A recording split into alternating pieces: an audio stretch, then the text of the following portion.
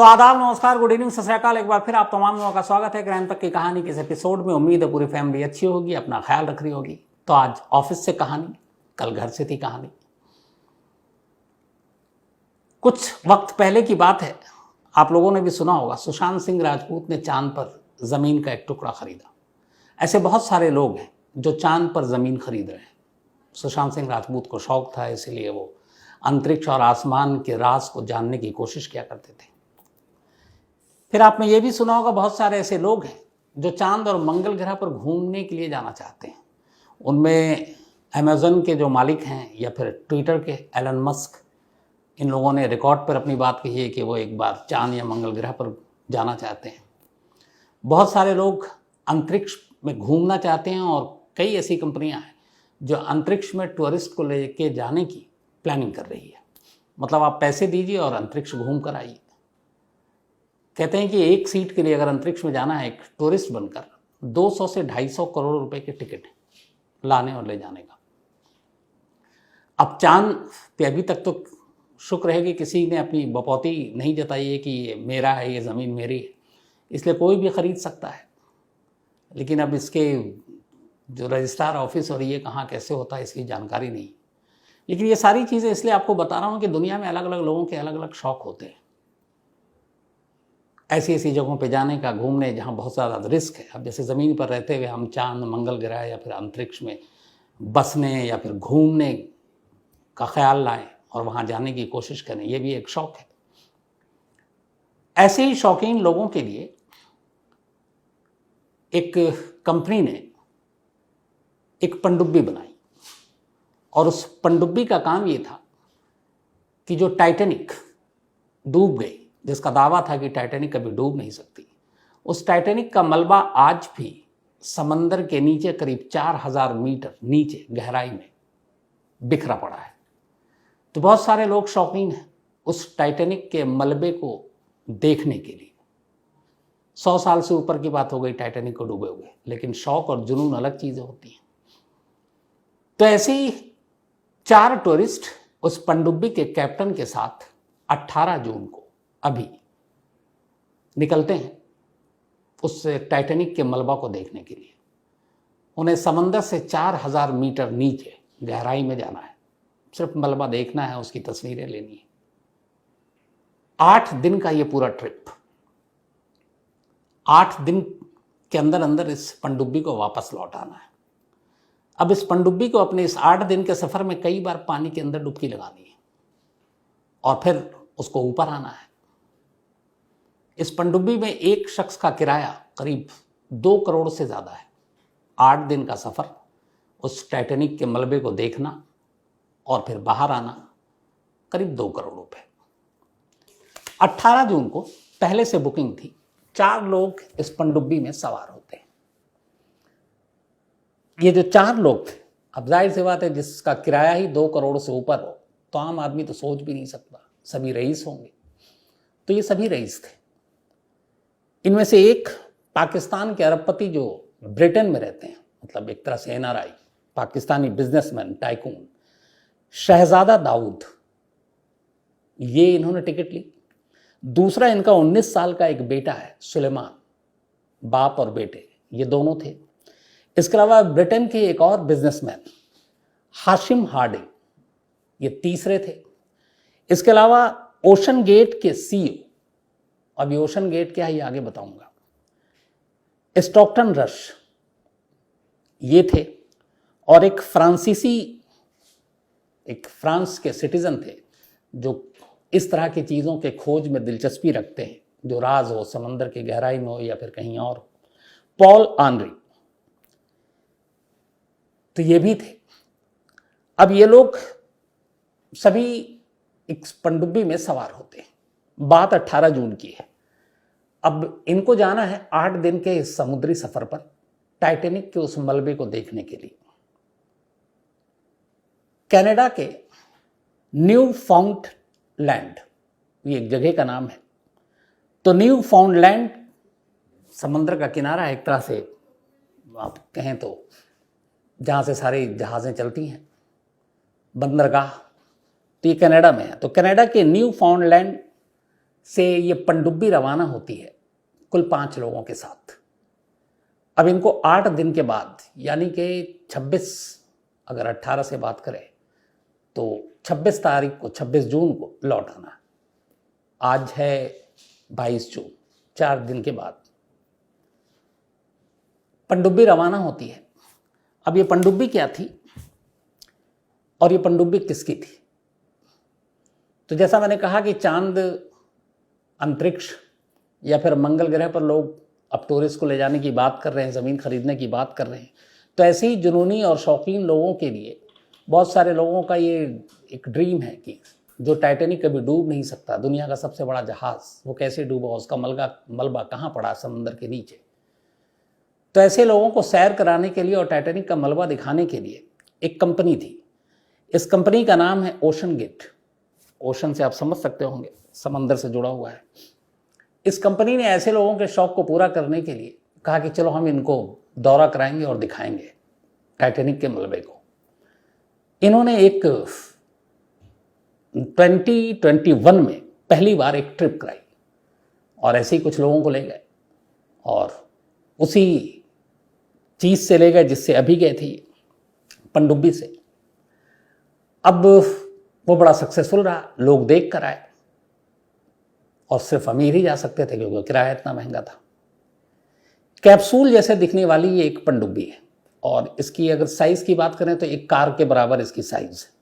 सामने एक शीशा होता है जिससे आप सामने देख सकते हैं, तस्वीरें खींच सकते हैं। और इसके अंदर कोई आपको कुर्सी, बेड, ये सारी चीज़ें नहीं, क्योंकि साइज़ का मैटर करता है। तो आप उसी के पनडुब्बी के अंदर बस बैठ जाइए। अंदर वॉशरूम है, खाने पीने का आपका सामान है। और अब इसी पनडुब्बी में आपको 8 दिन रहना है। लेकिन पनडुब्बी हमेशा ज़रूरी है कि समुद्र की बिल्कुल गहराई में हो, ये ऊपर भी आती है। जब ये नीचे जाती है उसको कहते हैं डुबकी लगाना। तो जब ये डुबकी लगाती है तो एक बार डुबकी लगाने में इसको करीब नीचे जाकर ऊपर आने में 6 से 8 घंटे का वक्त लगता है। तो ऐसे कम से कम ये 10-12 डुबकी लगा सकती है। और जब जब ये डुबकी लगाती है, समंदर के नीचे जाती है, तो आपको जाहिर है कि वहाँ पे सांस लेने के लिए ऑक्सीजन चाहिए होता है। तो पनडुब्बी बंद है चारों तरफ से। तो जो एक बार डुबकी लगती है और 6-8 घंटे, तो फिर आपको ऑक्सीजन के सहारे रहना पड़ता है। तो इसीलिए पूरा कैलकुलेट करके कि 8 दिन का ये ट्रिप है, इस 8 दिनों में 8-10 डुबकियाँ लगाएंगे, नीचे जाएंगे तल तक। तो उस हिसाब से उसमें पर पर्सन के हिसाब से ऑक्सीजन रखा जाता है। कहते हैं कि जो पूरा ऑक्सीजन है ये बढ़ाकर रखा जाता है, लेकिन कुल 90 या 92 आवर्स यानी कि 90 से 92 घंटे का ये ऑक्सीजन इसमें होता है। 90-92 घंटे काफ़ी होते हैं, इसलिए कि आप हर वक्त ऑक्सीजन पे नहीं रहते, तल पे नहीं रहते। जब डुबकी लगाते हैं तभी होता है। तो काफ़ी है इतना ऑक्सीजन इतने घंटे के लिए। तो करीब 90 घंटे या 92 घंटे का ऑक्सीजन, और ये एक पनडुब्बी जो कार की साइज़ का और कैप्सूल जैसा दिखने वाला। कैप्सूल छोटा खाते हैं, बिल्कुल आगे से भी राउंड, पीछे से भी राउंड, चारों तरफ से राउंड। तो पनडुब्बी ऐसी होती है और ये उसी हिसाब से बनाया गया। और इस 5 लोगों की ही कैपेसिटी है इस पनडुब्बी में, इसीलिए इसमें 5 लोग थे। 7 मीटर के करीब इसकी लंबाई, कार्बन फाइबर से बनी हुई है ये पनडुब्बी। और यही पनडुब्बी अब करीब 18 जून को शाम को निकलती है कनाडा के इस न्यू फाउंडलैंड से। निकलने के बाद 2 घंटे इसको गुजरे थे। 2 घंटे के बाद, अच्छा, इस पनडुब्बी का एक कांटेक्ट बना रहता है। समुद्र के चूंकि अंदर जाती है तो किसी एक के साथ, ताकि आप रास्ता भटको या कुछ और चीज़ें, हालांकि आजकल GPS विशेष सिस्टम है। तो ऊपर में या तो कोई जहाज़, बड़ा जहाज़, या फिर कंट्रोल रूम, वहाँ से ये कांटेक्ट में रहता है। ठीक वैसे ही जैसे प्लेन हवा में उड़ रहा है, लेकिन ज़मीन पर जो ATC होता है, एयर ट्रैफिक कंट्रोल, उसके साथ वो कांटेक्ट में होता है। ठीक वैसे ही जैसे ट्रेन पटरी पे दौड़ रही है, लेकिन किसी न किसी स्टेशन या फिर सिग्नल के थ्रू जो वो कांटेक्ट में रहता है, ताकि उसको गाइड किया जा सके। तो इस पनडुब्बी को भी कांटेक्ट में था ऊपर किसी बड़े जहाज़ के नियरेस्ट या फिर कंट्रोल रूम के ज़रिए। पनडुब्बी रवाना हुई 18 जून की शाम को। 2 घंटे तक ठीक था। 2 घंटे बाद अचानक इस पनडुब्बी का कांटेक्ट टूट गया। न उस जहाज से मिला जिसके अंदर कांटेक्ट होना चाहिए, न कंट्रोल रूम से। अब जब संपर्क टूट गया तो पहले तो ये हुआ कि पता करते हैं कुछ टेक्निकल खराबी तो नहीं है, लेकिन फिर लगा कि नहीं है तो क्या किया जाए। फौरन अलर्ट किया गया और इसके बाद कोस्ट गार्ड को इन्फॉर्मेशन दी गई कि हमारा इस पनडुब्बी से कांटेक्ट खत्म हो गया है। यूएस कोस्ट गार्ड थी। यूएस कोस्ट गार्ड को करीब इस ऑपरेशन को और इसको जानकारी मिलते हुए 8 घंटे हो गए। 8 घंटे के बाद अब तलाश शुरू हुई। इसके बाद इसमें कनाडा की भी कोस्ट गार्ड शामिल हो गई। अब समंदर के अंदर एक पनडुब्बी में बैठे हुए 4 बड़ी हस्तियां, बड़े लोग, और इनमें से तो एक वो हैं जो पॉल ऑनरी, बल्कि दूसरे हाशिम हॉर्डिंग, ये एक बहुत बड़े खोजी रहे और ये अंतरिक्ष तक होकर आ चुके हैं। तो अब ऐसे लोग एक पनडुब्बी के अंदर, 3 बिजनेसमैन बड़े, एक खोजी जो अंतरिक्ष का सफर कर चुका है पूरा, पनडुब्बी गायब, तमाम अमेरिकन कोस्ट गार्ड, कनाडा की कोस्ट गार्ड सब तलाश में लग गई, लेकिन कोई सूचना नहीं मिल रही। 18 जून को ये लापता हुए, संपर्क टूट गया और अभी तक कोई सूचना नहीं मिली। जितने एक्सपर्ट्स हैं उनका कहना है कि जिस हिसाब से और जिस तारीख को और जितने बजे ये कांटेक्ट टूटा है और अगर ये नीचे जाने के बाद हुआ है तो अगर उस हिसाब से ऑक्सीजन के घंटों की हिसाब किताब लगाएं कि करीब 96 आवर्स, मैंने 90 या 92 कहा था, 96 घंटे का ऑक्सीजन था इस पनडुब्बी में। वो 96 घंटे 96 आवर्स आज यानी कि 22 जून थर्सडे को दोपहर 3:30 बजे खत्म हो जाना था। तो अगर दोपहर 3:30 से पहले ये पनडुब्बी मिल गई या ऊपर आ गई तो ठीक, अगर नहीं मिली और नीचे है तो बाकी डूबने से तो पता नहीं, बिना ऑक्सीजन के शायद इन लोगों की मौत हो जाए और उनके बचने की कोई उम्मीद ना हो। हालांकि ऊपर वाला ना करे ऐसा हो, सभी सुरक्षित हों उसमें। लेकिन जितने भी एक्सपर्ट्स हैं उन्होंने अंदाज़ा लगाया कि 96 घंटे का ही इसमें ऑक्सीजन, और 96 घंटे नीचे रहने के हिसाब से 18 जून से जो कैलकुलेट किया गया वो 22 जून दोपहर 3:30 बजे ख़त्म हो जाना है। 3:30 बज चुके कब के, कई घंटे हो गए, लेकिन ये पनडुब्बी भी नहीं मिली, न पनडुब्बी में सवार लोग मिले। अब इस पनडुब्बी को तलाश करने में बड़ी दुश्वारी आ रही। उसकी वजह यह है कि एक तो मौसम ख़राब, ऊपर से इस पनडुब्बी का कलर कहते हैं वाइट, और अगर ये नीचे है, तल में है, तो वहाँ तक उस वाइट को ढूंढना, बहुत सारी चीज़ें सफ़ेद है नीचे, तो बड़ा मुश्किल काम है। कोई भी संचार माध्यम काम कर नहीं रहा है, तो ऐसे में उस तक पहुंचना बड़ा मुश्किल है। लेकिन कोशिश पूरी की जा रही है कि किसी तरह से इसे ढूंढा जाए। और इत्तेफाक से इस पनडुब्बी का नाम, जिसमें टाइटैनिक के मलबे को देखने के लिए लोग गए हैं 4, इस पनडुब्बी का नाम टाइटन है। और टाइटन इसीलिए रखा गया क्योंकि ये मशहूर इसलिए हुआ था कि ये टाइटन नाम की पनडुब्बी टाइटैनिक के मलबे को दिखाने के लिए ले जाएगी। शौक महंगा है, खर्चीला है, जोखिम भरा है, लेकिन ऐसे शौक रखने वाले भी इस दुनिया में सैकड़ों, हजारों, लाखों हैं। तो 18 जून को निकले ये लोग अभी तक मिले नहीं हैं और इस पनडुब्बी की तलाश ज़ोरों शोर से चल रही है। खुद अमेरिकी प्रेसिडेंट जो बाइडन, उन्होंने भी कहा है कि उनकी टीम तमाम कोशिश करेगी कि इन लोगों को किसी तरीके से ढूंढा जाए। इसमें बाकी देशों की एजेंसियां भी जो हैं वो भी लगी हुई हैं कि इस टाइटैनिक का पता लगाया जाए। और इसी टाइटैनिक पे याद आया कि कुकू FM एड बुक पर आप इस टाइटैनिक की पूरी कहानी, द हिस्ट्री ऑफ टाइटैनिक, सुन सकते हैं। टाइटैनिक की अपनी कहानी ही बेहद रोचक और दिलचस्प है।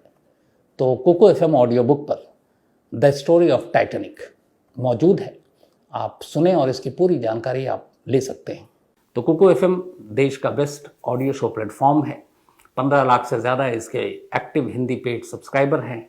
कुकू FM हर महीने 4200 घंटे के कंटेंट्स के साथ सामने आता है और इस पर 10,000 से ज़्यादा ऑडियो बुक हैं जिसे आप कभी भी, कहीं भी, किसी भी ज़ुबान में सुन सकते हैं, ख़ासतौर पर हिंदी में। इसमें biography, business, crime, entertainment, politics, तमाम बुक है। और क्राइम तक फैमिली के लिए ख़ास ऑफर है कुकू FM ऐप की तरफ से, और वो ऑफ़र है इस बार 50% डिस्काउंट। तो यानी आप पहले महीने के लिए सिर्फ 49 रुपीज़ में सब्सक्रिप्शन हासिल कर सकते हैं और 10,000 से भी ज़्यादा जो ऑडियो बुक का ख़जाना जहाँ चाहें जब चाहें सुन सकते हैं। और डिस्क्रिप्शन में लिंक है, तो लिंक में जाएं और क्राइम तक फैमिली के लिए क्राइम 50 कूपन कोड है, उसका इस्तेमाल करें और 50% डिस्काउंट पाएँ। 99 रुपीज़ का सब्सक्रिप्शन पहले मंथ के लिए, सिर्फ 49 रुपीज़ में। तो तमाम कोशिश, तमाम एजेंसियां, देश भर की बहुत सारी एजेंसियां इसमें लगी हुई हैं, तमाम गोताखोर लगे हुए, बड़े बड़े जहाज़ लगे हुए, बड़े बड़े एक्सपर्ट्स लगे हुए। लेकिन जैसे जैसे वक्त बीतता जा रहा है, डर इसी बात का है कि शायद अब इन लोगों के वापसी की उम्मीद कम हो। लेकिन कहते हैं करिश्मा हो सकता है, कुछ भी हो सकता है। अब ये कहीं फंसे हो सकते हैं, कहीं और हो। तो हर कोई यही दुआ या प्रार्थना कर रहा है कि ये पनडुब्बी मिले और ये लोग वापस आए।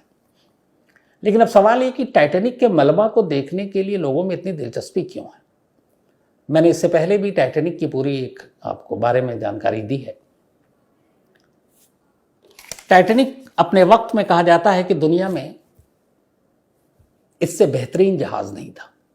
टाइटैनिक बनाने वालों ने यह दावा किया था कि टाइटैनिक कभी डूबेगी नहीं। इसको समंदर की रानी बताया गया था। 1900 की जब शुरुआत हुई तब टाइटैनिक बनाने का ख्याल आया था। एक ब्रिटिश बिजनेसमैन थे और उस वक्त दो ही थे ऐसे बड़े जो जहाज बनाने की कंपनी, जिसमें आपस में होड़ लगी रहती थी कि कौन कितना बेहतर जहाज बनाएगा, किसकी तरफ लोग जाएंगे। तो एक कंपनी थी white star line. White star line के मालिक थे एक बैंकर, अरबपति, और उनका नाम था जेपी मॉर्गन। जेपी मॉर्गन का मुकाबला था उस वक्त एक कुनार्ड स्टीम शिप कंपनी थी। बस ये दो लोग थे बड़े, मतलब इस खेल की मछली कि किसका बड़ा जहाज बने, और उस वक्त जहाज के जरिए सफर करने का चलन ज्यादा था। तो हर बार जो है वो जो स्टीम शिप कंपनी लिमिटेड थी वो बाजी मार लेती थी और मॉर्गन की कंपनी जो थी स्टार लाइन वो पीछे रह जाती थी। तभी फिर स्टार लाइन के मालिक मॉर्गन ने कहा कि कुछ ऐसा किया जाए कि लोग बातें करें, उनकी तरफ देखें। और फिर उन्हें ख्याल आया कि एक ऐसा जहाज बनाए जिसकी कोई दूसरी मिसाल ना हो। उसके बाद उस पर लंबा काम किया गया। कहते हैं कि टाइटैनिक से पहले इस कंपनी ने कुछ और जहाज बनाए थे।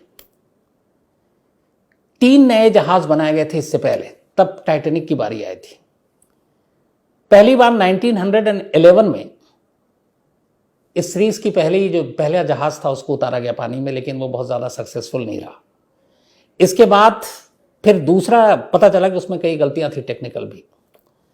फिर 1935 में उसको कबाड़ में भी बेच दिया गया था।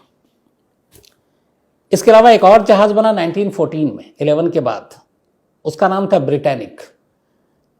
लेकिन इस जहाज के साथ ये हुआ कि ये कामयाब तो था, लेकिन तब फर्स्ट वर्ल्ड वॉर भी शुरू हो गया था 1914 में, आपको याद होगा, और ये 14 में ही लॉन्च हुआ था। तो ये वर्ल्ड वॉर के दौरान डूब गया।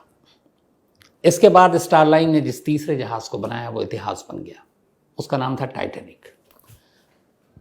882.75 फीट लंबी, इससे लंबी जहाज पूरी दुनिया के किसी देश के पास नहीं। लेकिन सिर्फ लंबाई की वजह से टाइटैनिक मशहूर नहीं हुई, बल्कि इसकी खासियत उस दौर में अखबारों में उसके तब ऐड पर ही कहते हैं लाखों रुपए खर्च किए गए थे। जब ये बना था टाइटैनिक तब उसकी कीमत थी $75 लाख, $75 लाख, जो कि आज के ज़माने में करीब 3.5-4 करोड़ डॉलर के करीब, मान लीजिए इंडियन करेंसी में अगर देखें तो लगभग 4 अरब रुपए का ये जहाज़ बना।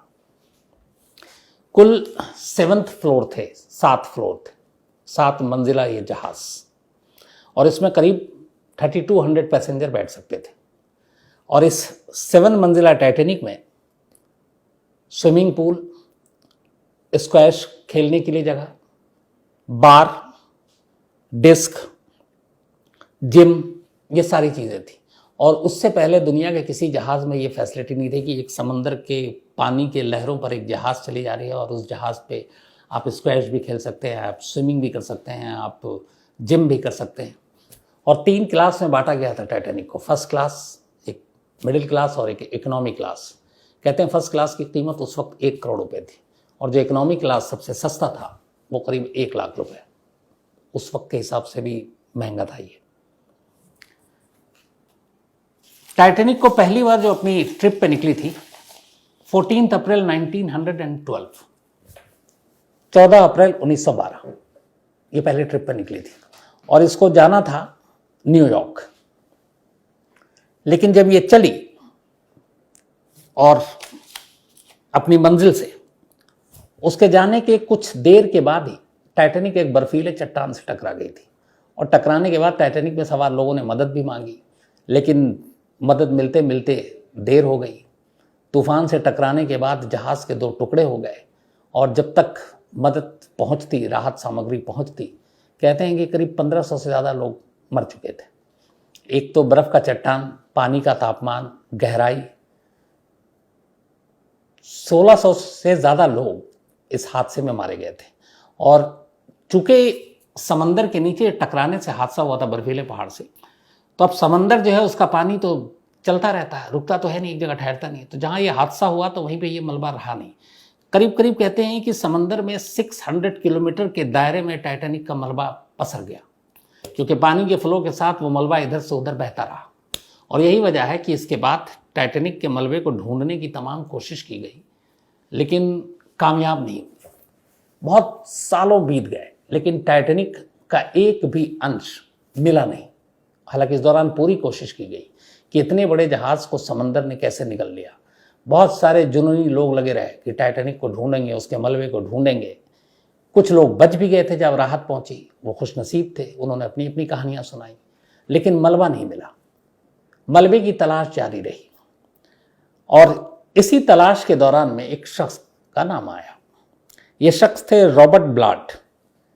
ये अमेरिकी फौज के लिए काम करते थे और फिर यूएस नेवी के अफसर थे बाद में। इन्होंने कहा था कि मुझे आप नेवी में भेज दीजिए। समंदर और उसकी गहराई और उसके राज में इनकी दिलचस्पी थी, तो ये लगे रहे। 1985 में सितंबर 1912 में टाइटैनिक डूबा और उसके बाद करीब आप ये देखिए कि 85, मतलब लगभग 73 साल के बाद समंदर में रॉबर्ट घूम रहे थे। अचानक उनके टीवी स्क्रीन पर, मॉनिटर पर उस जहाज के कुछ दिखाई दिया, तो पता चला कि वो टाइटैनिक का मलबा है। 70, 72 या 73 साल के बाद पहली बार रॉबर्ट के चेहरे पे खुशी आई कि जिस चीज़ को कोई नहीं ढूंढ पाया दुनिया में, वो टाइटैनिक का मलबा उन्होंने देखा। तो ये पहली बार लगभग 73 साल के बाद करिश्मा हुआ कि टाइटैनिक का मलबा डूबने के 73 साल के बाद मिला। अब वो मलबा करीब 4000 मीटर समंदर की गहराई में, उसको निकालना लाना मतलब लगभग नामुमकिन। इसी के बाद जब टाइटैनिक का मलबे का पूरा खुलासा हो गया, तो फिर ये हुआ कि बहुत सारे लोग गए, बहुत सारे खोजी दस्ते गए, उन्होंने वहाँ मलबा देखा। आपने कई तस्वीरें भी देखी होगी उस समंदर के अंदर। तो इस मलबे की जानकारी दुनिया तक आई।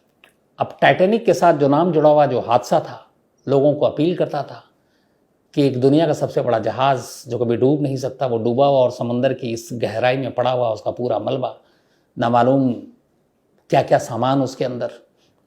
तो फिर धीरे धीरे साइंस एंड टेक्नोलॉजी ने भी तरक्की की, तो जहाँ पे ये मलबा है उस जगह का अब फाइनल हो गया कि ये है। और वो ऐसी जगह पे मलबा है कि अब वो आगे पीछे जा नहीं रहा, क्योंकि बहुत बिल्कुल तल में है और बहुत ज़्यादा मलबा है, फंसा हुआ है।